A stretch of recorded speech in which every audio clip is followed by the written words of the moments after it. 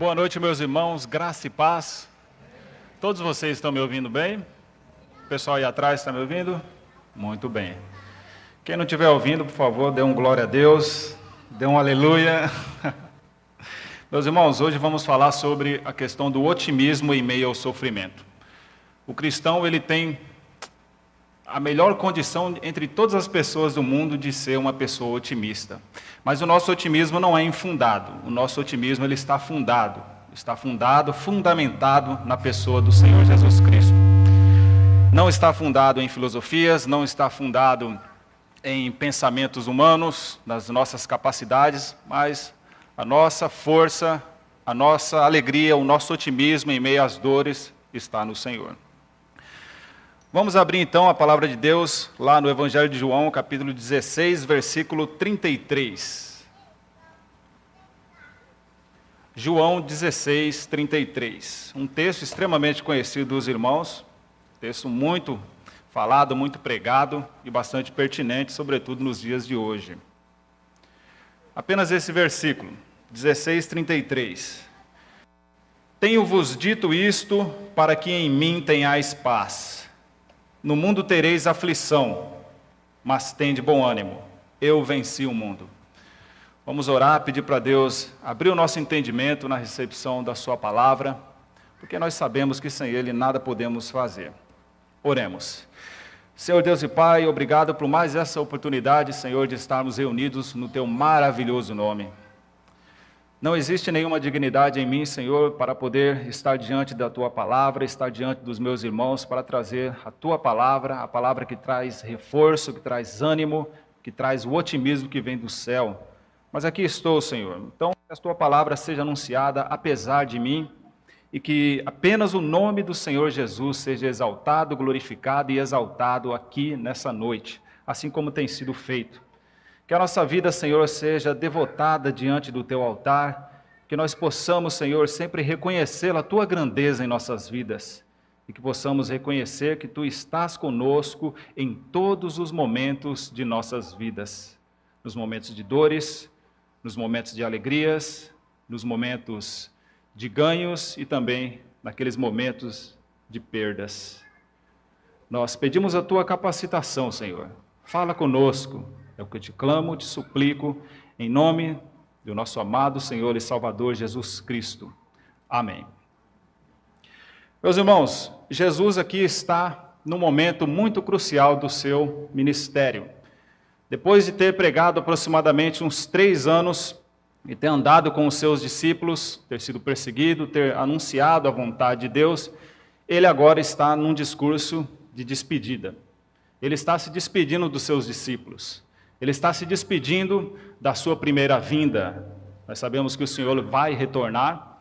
Estamos esperando ainda a sua segunda vinda para consumar todas as coisas. Mas a sua primeira etapa da missão estava se findando nesse exato momento. De modo que os capítulos 14, 15, 16, é esse discurso de Jesus em que Jesus está reunido com os seus discípulos, prestes a ser crucificado. Jesus sabia exatamente aquilo que ele iria passar e sofrer. O cerne dessa mensagem do Evangelho de João é apresentar que Jesus, ele veio do alto. Jesus, ele tem autoridade para falar o que falou. Jesus tem autoridade para realizar os milagres que ele realizou pelo simples fato de que ele veio do Pai. É por isso que ele tem autoridade. É por isso que ele pode arrogar para si todas as credenciais que ele apresenta nesse evangelho, na sua missão. Jesus, ele veio do alto para trazer a mensagem que veio do alto. Ele não veio da terra.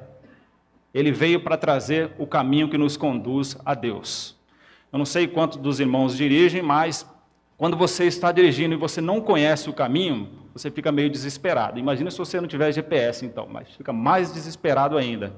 Mas quando você está dirigindo e do seu lado ali, no banco do carona, tem alguém que conhece muito bem aquele caminho. Aí você fica mais em paz, porque ele vai te orientar, ó, vira à esquerda, vira à direita, mantenha a faixa da esquerda, porque você vai virar à esquerda. A pessoa conhece o caminho muito bem, então você fica mais tranquilo. Você descansa no conhecimento daquela pessoa. Jesus é assim. Jesus, ele conhece o caminho. Ele conhece o caminho para o Pai E ele diz: eu sou o próprio caminho. Eu sou o próprio caminho. E Jesus é como se fosse exatamente essa pessoa que está sentada do seu lado ali no carro e você dirigindo. A diferença é que Jesus ele conhece mais do que o caminho. Ele tem controle sobre tudo o que acontece no caminho. Uma pessoa que está do seu lado não tem a condição de prever que um carro vai bater em você, por exemplo. Mas Jesus, ele controla tudo. Ele é soberano. Ele é o Verbo de Deus, que estava no princípio com Deus, é o próprio Criador. Então Jesus tem autoridade. A ênfase e o propósito do Evangelho de João, então, é mostrar que Jesus é o Filho de Deus, que veio do alto, que trouxe a mensagem do Pai e que veio nos conduzir ao Pai de maneira eterna. Por isso que lá em João, capítulo 20, versículo 30 e 31, é dito a ênfase desse Evangelho. Jesus, pois, operou também em presença de seus discípulos muitos outros sinais, que não estão escritos neste livro. Estes, porém, foram escritos para que creiais que Jesus é o Cristo, o Filho de Deus, e para que, crendo, tenhais vida em seu nome. Então, essa é a conclusão do Evangelho. Nós podemos confiar em Jesus pelo simples fato de que ele veio do Pai. Ele é digno de confiança. Ele pode nos sustentar. Ele tem toda a capacidade disso, porque ele é o próprio Deus. E olha que interessante, Jesus ele poderia estar desesperado aí nesse momento, porque ele está no momento em que ele será entregue. Ele andou com muitos discípulos. Teve 12 discípulos, que eram os apóstolos, que foram discípulos mais próximos dele, mas todos o abandonaram no final. Todos. E um o traiu. E um vendeu Jesus por 30 moedas de prata, que foi Judas. Todos o abandonaram. Todos o abandonaram. E o Evangelho de Marcos e de Lucas diz que Jesus, enquanto estava no Getsemane, lá naquele vale, ele estava suando gotas de sangue. Tamanha era a aflição que ele estava sentindo. Mas olha o que Jesus faz aqui, ele consola os seus discípulos. Jesus estava sofrendo, estava na aflição. Tanto é que na cruz, ele diz: Deus meu, por que me desamparaste? Ele estava aflito. Jesus é Deus, mas veio na qualidade de homem, perfeitamente homem, e sofreu e padeceu, assim como nós estamos padecendo nesse presente século. Jesus estava sofrendo para ser abandonado, para ser morto, traído, torturado, e ao invés de se desesperar, ele consola. E assim devemos ser nós. Nós devemos ter essa mesma atitude, exatamente pelo fato de que nós podemos dizer, assim como o apóstolo Paulo: vivo não mais eu, mas Cristo vive em mim. Se você é a própria extensão concreta, visível de Cristo nessa terra, então você pode ter essa mesma confiança que Jesus estava tendo aqui nesses momentos cruciais e temerosos do seu ministério. Amém? Essa é a nossa conclusão. Jesus ele poderia estar desesperado, mas ele consola. Ele consola os discípulos que também estavam começando a ficar desesperados, porque eles não estavam entendendo absolutamente nada. Jesus iria ser morto, deixaria os seus discípulos temporariamente, e os discípulos ficariam como ovelhas desgarradas, perdidas no pasto sem pastor. E por isso que Jesus consola, no capítulo 14, 15 e 16. E no capítulo 17 ele vai interceder pelos seus discípulos e por aqueles que iriam receber o Evangelho através do ministério dos seus discípulos após a assunção de Jesus. Mas nós aprendemos algumas coisas com relação a esse texto. Esse texto, João 16, 33, portanto, é como se fosse o resumo de todo esse consolo que Jesus fornece nesses 3 capítulos. Tenho-vos dito isso para que em mim tenhais paz. Em mim tenhais paz. No mundo tereis aflições, mas tende bom ânimo, eu venci o mundo. Jesus apresenta a sua mensagem de maneira realista, mas ao mesmo tempo de maneira a sermos otimistas ao recebermos a sua ministração. Quando diz aqui, versículo 33, tenho-vos dito isto, perceba aí que você tem um pronome demonstrativo, isto. Todo pronome tem um antecedente. O que seria isto? Isto seria aquilo que Jesus falou, capítulo 14, 15 e 16. Tenho-vos dito isso. Para quê? Com qual finalidade? Para que em mim tenhais paz. Então vamos saber o que Jesus disse. Vamos ver de maneira extremamente resumida, porque nós não temos tempo, obviamente. Mas vamos ver aqui o capítulo 14, 15 e 16. Vamos pensar alguns ensinamentos que Jesus coloca como a base da certeza da paz para os discípulos. No capítulo 14, por exemplo, você pode acompanhar depois em casa, por exemplo, Jesus começa esse capítulo, esse discurso, dizendo que o nosso futuro está garantido. Muito embora ele esteja partindo temporariamente, o nosso futuro está garantido. Está lá no versículo 1 até o versículo 6, quando ele diz: não se turbe o vosso coração. Crede em Deus e crede também em mim. Na casa de meu pai há muitas moradas. E ele foi preparar lugar para nós. Então o nosso futuro está garantido. Ele prepararia um lugar para nós. Ele prepararia a morada. Versículo 16 e 26 desse mesmo capítulo 14, Jesus disse que nós nunca seríamos abandonados, porque ele enviaria o Consolador, o Espírito Santo, que habitaria com a sua igreja, com aqueles que creem em Jesus verdadeiramente. Nós nunca seríamos abandonados. O nosso futuro está garantido. A nossa morada com o Pai, eterna, celestial, incorruptível, está garantida. E também, durante todo esse processo, até que Jesus volte, ele vai enviar o Consolador para estar eternamente com a sua igreja. Não seremos abandonados. Versículo 18 e 19, ainda do capítulo 14, Jesus diz que nós, os seus discípulos, em primeiro momento, e nós, a sua igreja, venceremos a morte, porque a nossa certeza estaria baseada na ressurreição de Jesus. Jesus é o primogênito dentre os mortos, e isso quer dizer que ele foi o primeiro a ressuscitar para nunca mais morrer. O primeiro. E nós somos como que os seus discípulos que vamos seguir exatamente essa mesma trajetória. Em Cristo, nós vamos ressuscitar também. Se Cristo ressuscitou, isso é certeza que nós também iríamos e iremos ressuscitar. No versículo 20 desse capítulo 14, ele diz que nós temos a garantia de estarmos com o Pai. E, novamente, a ênfase do Evangelho de João é colocada aqui, no versículo 20. Jesus veio do Pai, consequentemente, ele conhece o caminho, e, consequentemente, quem está em Cristo, estará com o Espírito Santo, estará com o Pai. Essa é a temática. O Evangelho de João, ele não trabalha com uma linha linear, de começo, meio e fim dos assuntos. É como se fosse uma espiral. Ele vai repetindo os assuntos, repetindo, fixando, até chegar num clímax, num ápice.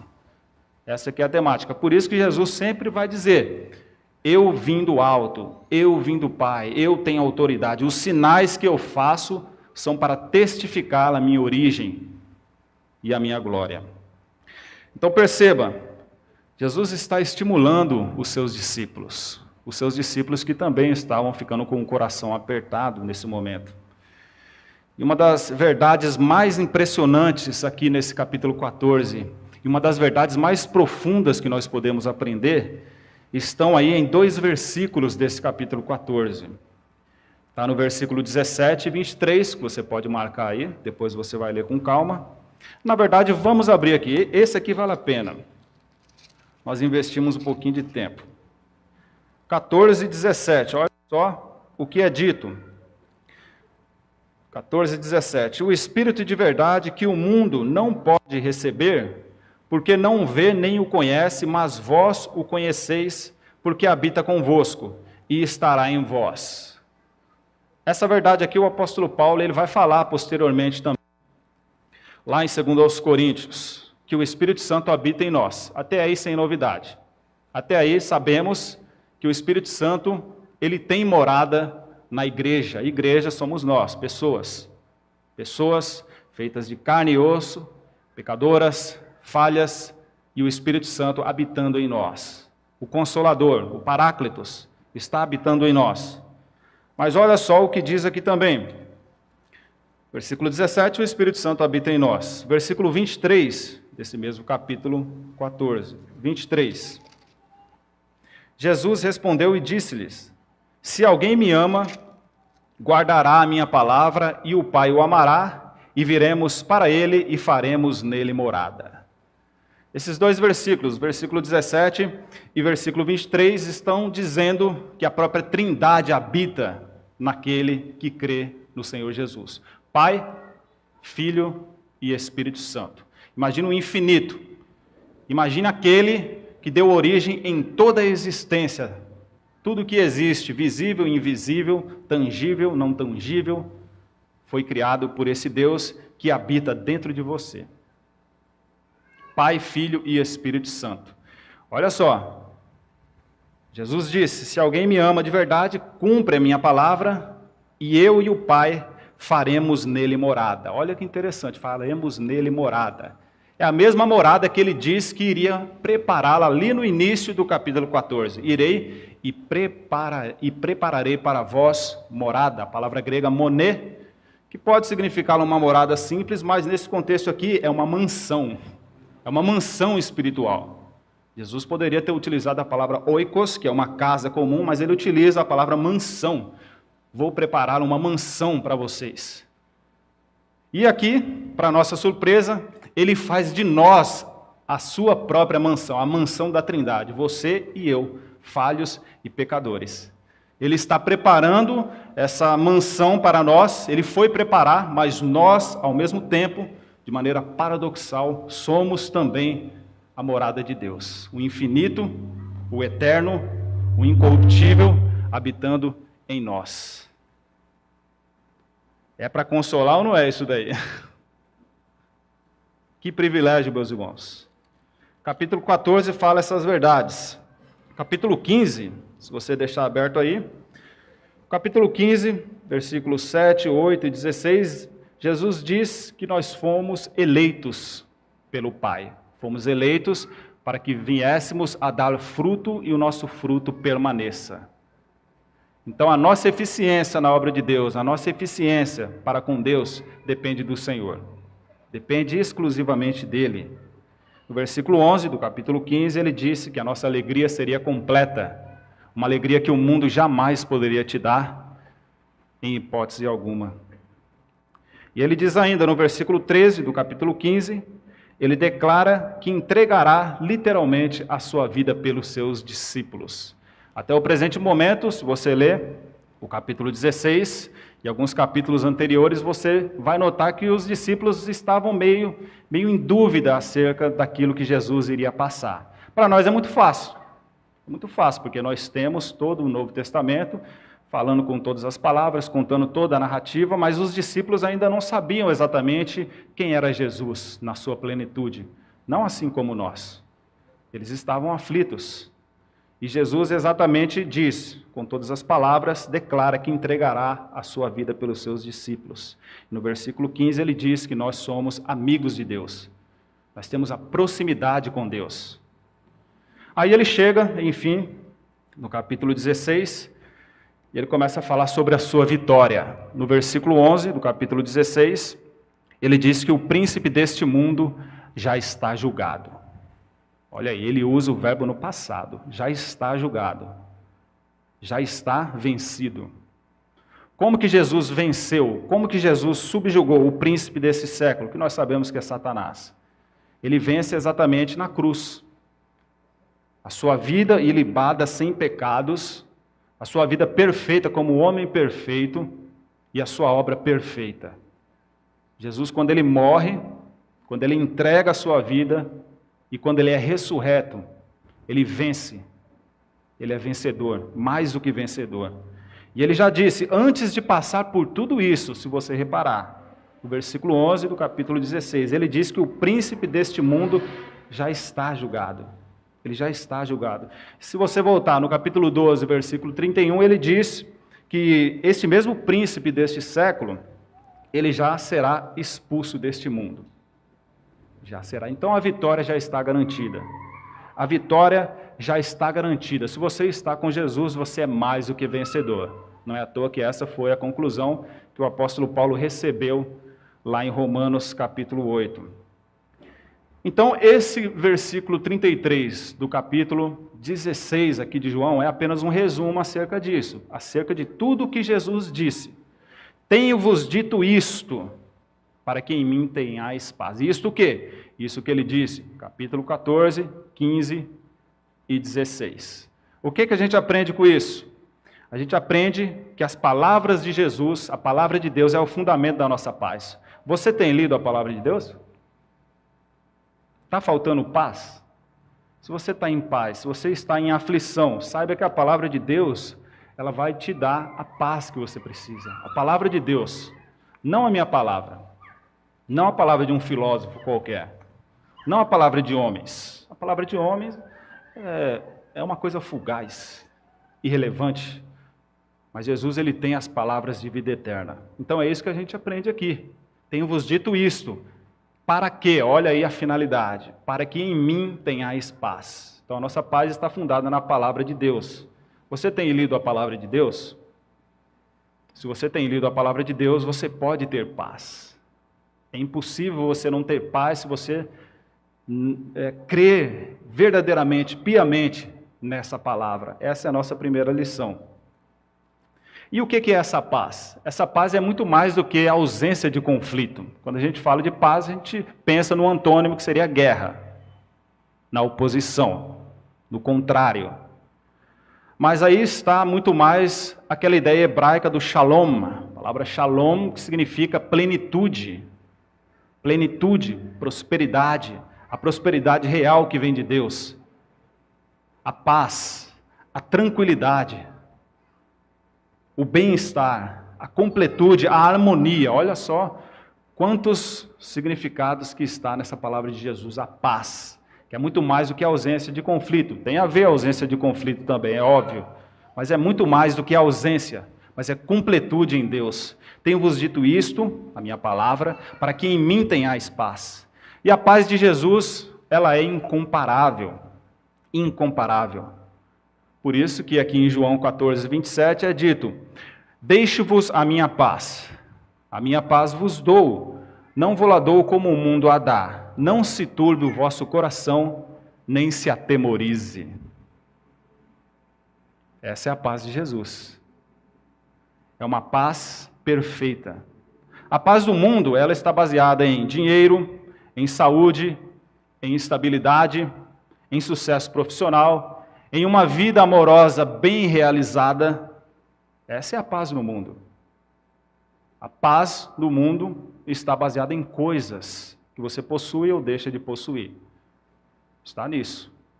Mas tudo que nós temos aqui, o pastor Atílio enfatiza de maneira muito precisa isso. Tudo que nós temos, nós não devemos nos apegar, porque pode realmente ser tirado de nós contra a nossa vontade. O seu carro, a sua família, a sua saúde, a sua estrutura, seus bens, as suas faltas, tudo pode ser tirado de você. Então perceba, meus irmãos, a paz do mundo é frágil, limitada, corruptível e tem prazo de validade. Mas a paz de Deus, a paz de Cristo, a paz que excede todo entendimento, como diz Filipenses capítulo 4, excede todo entendimento. Ela é eterna porque ela não muda, é eterna. Ela é infinita porque ela não acaba. E ela é inestimável pelo fato de que ela não tem preço. A paz de Cristo é eterna, infinita e inestimável. Ninguém pode nos separar do amor de Deus que está em Cristo Jesus. Essa é a paz. É a paz que ninguém pode tirar. A despeito de todas as circunstâncias, boas e ruins, essa paz jamais poderá ser subtraída de você, em hipótese alguma, porque ela depende do nosso Senhor, que é todo-poderoso. Então, Jesus nos dá a sua paz. Ele nos dá a sua paz. E a fonte de toda essa paz está na própria obra que Jesus veio realizar. Por isso que em Romanos capítulo 5, versículo 1 é dito: tenho sido, pois, justificados pela fé, temos paz com Deus, por nosso Senhor Jesus Cristo. Essa é a maior de todas as pazes. É você estar em paz com Deus. O Evangelho diz que o ser humano está em conflito com Deus. Somos inimigos. Paulo disse em Romanos que Jesus morreu por nós enquanto nós ainda éramos seus inimigos, seus opositores. É só pela palavra de Deus que você tem ciência dessa verdade. Quem está no mundo pensa que é amigo de Deus, pensa que está em comunhão com o Senhor. Mas a palavra de Deus diz que todos pecaram e destituídos estão da glória de Deus, sendo justificados exclusivamente pelo Senhor Jesus. Quem está fora de Cristo não está em paz com Deus, está em conflito com o eterno. Está fadado ao fracasso eterno. A única maneira de você ter essa paz é através do sacrifício de Jesus. Essa paz vos dou. E se você creu em Jesus, você já tem essa paz. Ela já está disponível. Você já tem essa habitação da Santíssima Trindade, Pai, Filho e Espírito Santo no seu coração, na sua vida, selado eternamente. Olha que privilégio. Segunda lição que aprendemos. A primeira é que a nossa paz está baseada na palavra de Deus. Tenho-vos dito isto, essas coisas, para que em mim tenhais paz. E não é qualquer paz, é a própria prosperidade, estabilidade, que é eterna, infinita e inestimável de Deus. Segunda lição é que devemos confiar em quem tem autoridade. Tenho-vos dito isso para que em mim, olha só, Jesus de novo, chama a responsabilidade para ele. Em mim tenhais paz. Nas suas palavras e na sua própria pessoa. Pessoas confiam em diversas coisas. Pessoas confiam em si mesmas. Pessoas confiam em instituições. Pessoas confiam em suas habilidades, em seus recursos financeiros. E olha que absurdo, pessoas confiam em políticos. Que absurdo. Há uns 20 anos atrás era muito comum as pessoas brigarem, se ajuntarem para falar mal dos políticos aqui no Brasil. Hoje mudou um pouco o paradigma. Hoje as pessoas brigam entre si para defender político. Mas não que a política seja algo maligno, não, de modo nenhum. A palavra de Deus diz que toda autoridade foi instituída por Deus. E nós devemos orar pelas nossas autoridades, independentemente do partido em que essa autoridade participa ou esteja filiada. Independentemente das nossas convicções ideológicas, a igreja precisa e tem a obrigação de estar submissa às autoridades, desde que a autoridade não esteja desobedecendo a Deus, fazendo com que a igreja peque. Mas nós temos sim a responsabilidade para com as autoridades constituídas, porque é bênção de Deus. O problema são os políticos que têm, de fato, prevaricado no seu cargo. Eles não têm exercido a sua função da maneira como era de se esperar. Pessoas confiam em políticos. Pessoas projetam toda a sua esperança naquele projeto político. Às vezes você fala mal do político de estimação, do camarada, ele fica revoltado. Mas você fala mal de Jesus, tranquilo. Tranquilo, isso aí é idolatria, meu irmão, é idolatria. Acorda, a nossa paz está em Jesus. Em mim tenhais paz. Em mim tenhais paz. Ele chama a autoridade para si, é em Jesus. Não que você deve ser um alienado político de forma nenhuma, mas não seja um idólatra também. Confie apenas no Senhor, apenas no nosso Senhor e Salvador. Jeremias 17:5 diz: assim diz o Senhor, maldito o homem que confia no homem, e faz da carne o seu braço, e aparta o seu coração do Senhor.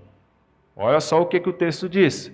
Você confia no homem, você confia que o homem vai prover a sua felicidade, a sua paz, a sua esperança. Confia no braço da carne.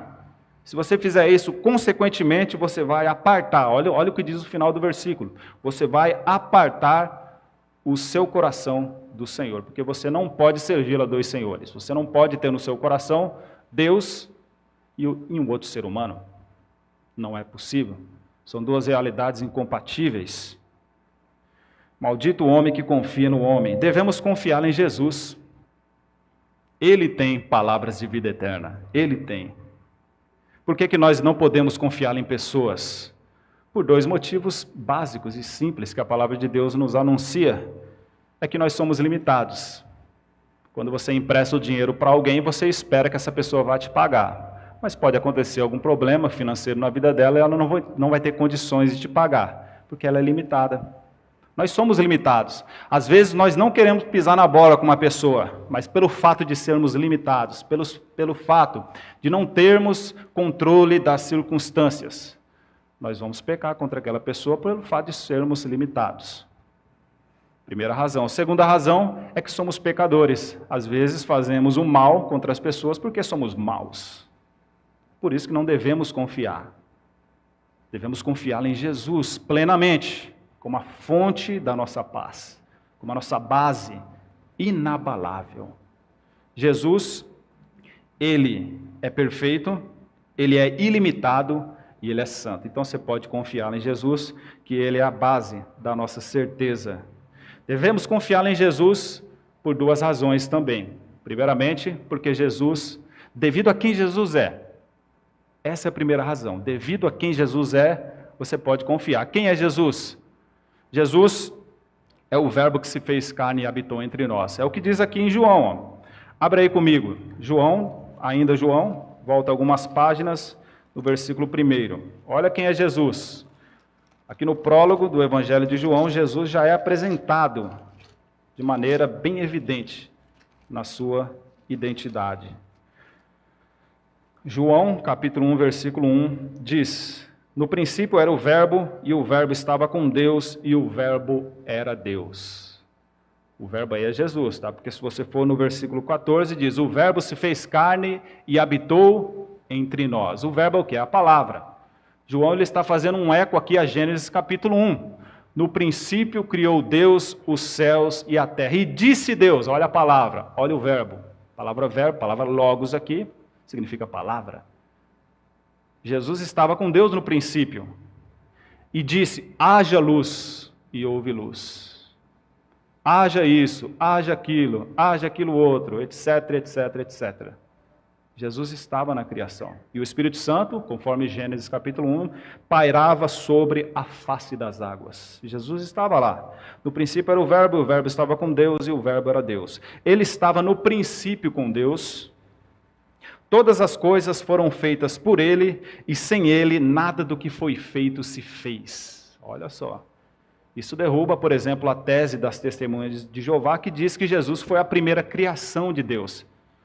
Que Jesus ele foi criado, que ele não é eterno, ele não é coeterno com o Pai, mas ele foi criado num certo momento da história. Ele não existia, mas ele foi a primeira criação. Mas o texto aqui diz, o versículo 3, todas as coisas foram feitas por ele, todas as coisas.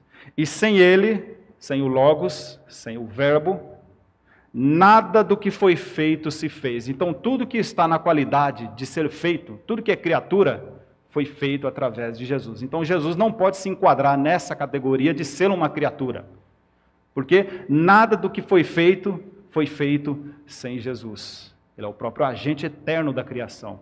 Então é por isso que você pode confiar em Jesus, porque Ele é o próprio Criador, Ele é o próprio Deus, 100% Deus, perfeito, santo, imutável, incorruptível, cheio de glória. Você pode confiar nele. É por isso que você pode confiar nele. Porque ele é o que ninguém é. 100% Deus. Quem pode atingir essa hierarquia? Quem pode preencher esse requisito? Ninguém. Por isso que Jesus é o único caminho. Porque ele é o que ninguém é. Ele é o que ninguém é. E não apenas isso, ele se fez carne e habitou entre nós. O Eterno habitou entre nós. Nesse mundo corruptível. Ele habitou entre nós, foi tentado em todas as coisas, mas sem pecado.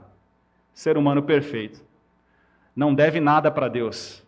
Nunca pecou. Ele foi levado como ovelha muda para o matadouro. Sem mancha. Sem mácula. Então, por isso que Jesus é o único caminho, porque ele é o que ninguém é, 100% Deus, 100% homem, perfeito Deus, perfeito homem, por isso que ele é o único caminho, por isso que Buda não consegue te levar lá, por isso que Maomé não consegue te levar lá, por isso que a sua ideologia não consegue te apresentar, justificar diante de Deus, apenas Jesus consegue. Apenas Jesus é digno de confiança para te conduzir lá ao Pai, porque ele veio do Pai, 100% Deus. Podemos confiar em Jesus. Podemos confiar em Jesus também, porque ele fez o que ninguém poderia fazer. Por ser 100% Deus, 100% homem, perfeito, por ter oferecido o sacrifício perfeito ao Pai, ele pôde fazer o que ninguém poderia fazer. Todos nós já nascemos devendo para Deus. E só quem poderia pagar essa dívida eterna para com Deus, porque Deus é eterno. Então a ofensa contra Deus é uma ofensa eterna, por isso que a punição é eterna. A punição ela é proporcional à qualidade do crime. No nosso Código Penal, se você comete um assassinato ou um latrocínio, você vai cumprir uma pena maior do que, por exemplo, alguém que roubou uma água como essa. Porque a pena vai ser proporcional à qualidade do seu crime cometido. Por isso que a condenação é eterna, porque o pecado, o crime foi cometido contra um Deus que é eterno. Por isso que Jesus, sendo Deus, ele falou, deixa eu assumir essa bronca, deixa eu me fazer carne, deixa eu habitar entre eles e cumprir todas as exigências da lei de Deus. Por isso que ele é o único caminho. Ele fez o que ninguém poderia fazer. Por isso que Jesus é o único caminho, por isso que ele é digno de confiança. Ele é o que ninguém pode ser, e ele fez o que ninguém jamais poderia ou poderá realizar. Podemos confiar em Jesus. E ele diz que ele venceu o mundo. A palavra mundo ela pode significar três coisas basicamente. A palavra mundo pode significar o nosso planeta Terra, criação. É uma palavra neutra nesse caso. O mundo, nesse contexto de criação de planeta, não é algo negativo. Porque lá em Gênesis capítulo 1, versículo 31, é dito que após a criação de todas as coisas, Deus olhou e contemplou e disse, eis que tudo é muito bom. O mundo. No princípio criou Deus os céus e a terra. O mundo, nesse sentido, significando o planeta. Isso é bom. Mundo também pode significar as pessoas, a quantidade, a totalidade das pessoas que habitam nesse mundo físico. É o que está, por exemplo, lá em João 3,16. Porque Deus amou o mundo, mesma palavra, a palavra cosmos. Deus amou o mundo de tal maneira que enviou o seu Filho unigênito para que todo aquele que nele crê não pereça, mas tenha vida eterna. Então o mundo pode ser o planeta Terra e pode ser pessoas, gente, assim como eu e como vocês também, pessoas. Mundo como planeta e pessoas não é algo ruim, é neutro, é criação de Deus. Obviamente que está corrompido, sabemos disso, mas não é negativo, não tem uma conotação intrinsecamente negativa. Mas Jesus está usando aí o sentido de mundo no sentido de um sistema. Um sistema nada mais é que são partes integradas que estão interconectadas para realizar de maneira harmoniosa um determinado fim, um determinado processo. Por isso que dentro do seu corpo tem o sistema respiratório, o sistema digestivo, o sistema neurológico e assim por diante. Todos os órgãos estão interconectados dentro desse sistema para formar um todo harmonioso, para desenvolver um processo. Isso é um sistema. É nesse sentido que Jesus está utilizando a palavra cosmos, a palavra mundo. O mundo que está governado por Satanás, pela permissão de Deus. Sabemos que somos de Deus e que todo mundo está no maligno, é o que diz 1 João 5,9. Então o mundo é isso. É esse mundo que Jesus vence. É esse sistema que tem as suas partes, Satanás, os seus anjos, o ser humano caído, os valores, os princípios, tudo aquilo que acontece nesse mundo e tudo aquilo que existe nesse mundo para fazer uma oposição a Cristo.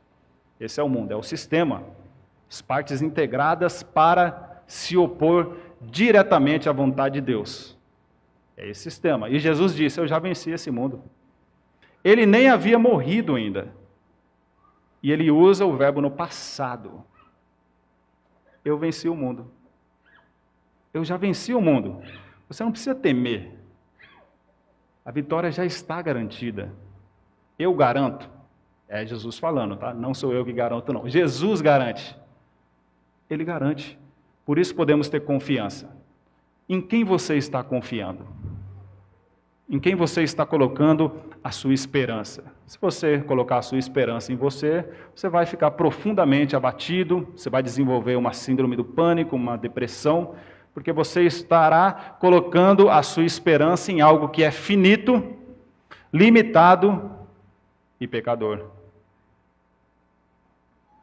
Não tem como ter paz aí, se você negligencia essa palavra de Jesus. Temos que confiar no Senhor, Ele já venceu o mundo. A terceira grande verdade desse texto é que ser de Cristo não nos livra do sofrimento. Não nos livra do sofrimento. Olha só o que diz o texto. Tenho-vos dito isso para que em mim tenha espaço, no mundo tereis aflições. Olha a palavra aí, a palavra thlipsis. A palavra aflição significa compressão, angústia, provação, tribulação. Sabe uma cana? Quando você pega uma cana, isso aqui a gente pode exemplificar. Quando você pega uma cana e coloca ela lá para ser moída, passa ela na moenda, aí ela passa por um cilindro e essa cana vai produzir a garapa, certo? Então ela está sendo comprimida, apertada. Essa é a palavra que Jesus utiliza. No mundo tereis apertos, tereis aflições, tereis dores. Ele está sendo realista aqui. Aquele evangelho que diz que o caminho com Jesus é apenas flores, é uma grande inverdade. Receba Jesus, eu não sei quantos de vocês já ouviram isso, receba Jesus e pare de sofrer. É justamente o oposto. Mas é justamente Jesus está dizendo que você vai sofrer por Ele, mas vai ter paz, independentemente de qualquer coisa. É óbvio que você não vai sofrer 100% do tempo. Não. Você não vai sofrer. Deus sempre Ele vai nos atender, sempre. Mas nós somos marcados pelo sofrimento, meus irmãos. Se a gente fosse citar apenas alguns exemplos aqui, da primeira metade do século XX, apenas a primeira metade do século XX, olha quanta desgraça que já aconteceu. Por exemplo, a Primeira Guerra Mundial, de 1914 até 18, foram 20 milhões de pessoas mortas. 20 milhões. É muita coisa. Após a Primeira Guerra Mundial, teve a gripe espanhola, que teve como infectados aí quase 1/3 da população. Naquele tempo, a população era um pouco menor, mas 1/3 equivaleria a 500 milhões de pessoas. 500 milhões de pessoas infectadas em 1918. E o número de mortes varia, alguns estudiosos colocam 17 até 100 milhões de mortes por essa gripe espanhola. 100 milhões. Na Revolução Russa de 1917, morreram entre 7 e 12 milhões de pessoas, e a maioria civis, pessoas que não estavam participando diretamente da lá do combate, civis, de maneira injusta. E na Segunda Guerra Mundial, de 39 até 45, morreram aproximadamente 60 milhões de pessoas. 60 milhões de pessoas. Só para citar a primeira metade do século XX. Então o sofrimento está aí, meus irmãos. Sabemos que toda a fonte do sofrimento é porque o ser humano está separado de Deus, a gente sabe disso. Mas eu gostaria de chamar a atenção de vocês aqui que Jesus não está falando desse sofrimento geral, que impacta toda a humanidade. Ele não está falando diretamente sobre esse tipo de sofrimento, porque isso pode acontecer com todos nós. A nossa própria experiência nos mostra que o crente pode ficar doente, o crente pode ter uma crise financeira, o crente pode e, consequentemente, vai morrer. Isso é inevitável, porque a gente vive num mundo quebrado. Eclesiastes 9:2 diz, acerca do sofrimento geral: tudo sucede igualmente a todos, o mesmo sucede ao justo e ao ímpio, ao puro e ao impuro. Assim ao que sacrifica como ao que não sacrifica. Assim ao bom como ao pecador. Ao que jura como ao que teme o juramento. Estamos sujeitos. Infelizmente, vivemos num mundo quebrado, num mundo caído, num mundo cheio de injustiça, de dores, de doenças, de catástrofes, estamos sujeitos. Jesus, ele levou sobre si as nossas enfermidades, sim, de fato, mas nós só vamos usufruir plenamente disso, nós vamos fruir dessa verdade apenas na glória, na ressurreição. Enquanto isso, estaremos sujeitos, mas sempre em paz. Sempre na paz do Senhor, sempre. Paz inabalável, inatingível, sempre na paz do Senhor. Então, o que Jesus está falando aqui? De que tipo, de que qualidade de aflição que ele está fazendo menção? É o sofrimento do cristão, é o sofrimento pelo fato de você estar associado a Jesus. É esse sofrimento. É um sofrimento que o mundo nunca vai ter. Você vai sofrer porque você é discípulo de Jesus. Se você é discípulo, você vai ser perseguido também, porque você não é maior do que o mestre. Por isso que diz aqui em João 15, 20 e 21, lembrai-vos da palavra que vos disse, não é o servo maior do que o seu senhor. Se a mim me perseguiram, também vos perseguirão a vós. Se guardaram a minha palavra, também guardarão a vossa. Mas tudo isso vos farão por causa do meu nome. Digo de novo, tudo isto, essas perseguições, vos farão por causa do meu nome, porque não conhecem aquele que me enviou. E Jesus está falando acerca disso. Ele está deixando os seus discípulos, temporariamente, por um breve espaço de tempo.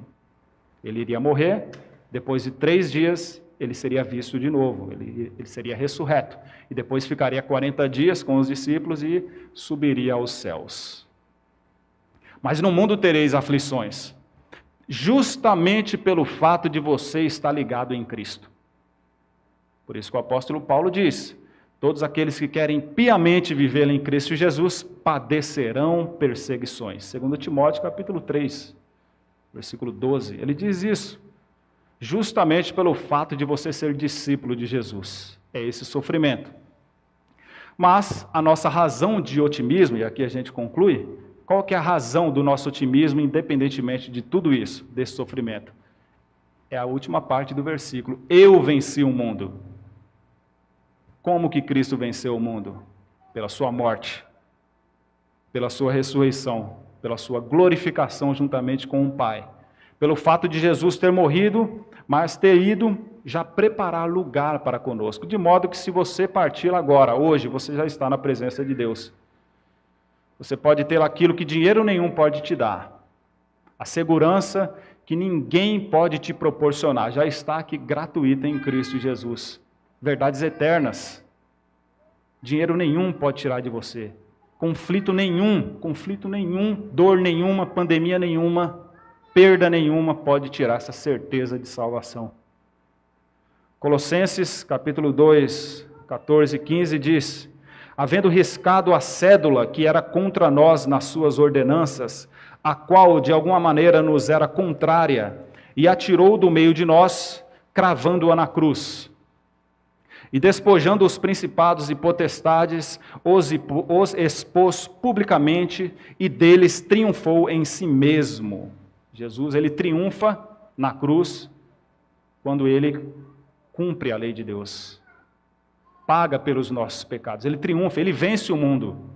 Mas reparem nisso, Jesus está falando com seus discípulos e já diz, eu venci o mundo no passado, porque a vitória com Cristo é garantida. Ele não precisou ir lá e morrer para já dizer a coisa no passado. Eu venci o mundo, e se você está com Cristo, consequentemente você já venceu o mundo também. Você já é o vencedor. 1 João 5, 4 e 5 diz exatamente isso. Porque todo o que é nascido de Deus vence o mundo. Todo o que é nascido de Deus vence o mundo. E esta é a vitória que vence o mundo, a nossa fé. Quem é que vence o mundo, senão aquele que crê que Jesus é o Filho de Deus? Então a boa notícia é que você já é vencedor. Você já venceu o mundo. Não existe demônio, Não existem pessoas, não existem oposições, não existem aflições, não existe nada que pode te tirar da presença de Deus. Se você realmente recebeu a Jesus como seu Salvador, como Filho de Deus. Essa é a nossa conclusão, então, com essa palavra. Nossa conclusão é que nós devemos não ter uma perspectiva equivocada acerca das tribulações, das aflições. Não. Existem pessoas que encaram a vida com pessimismo.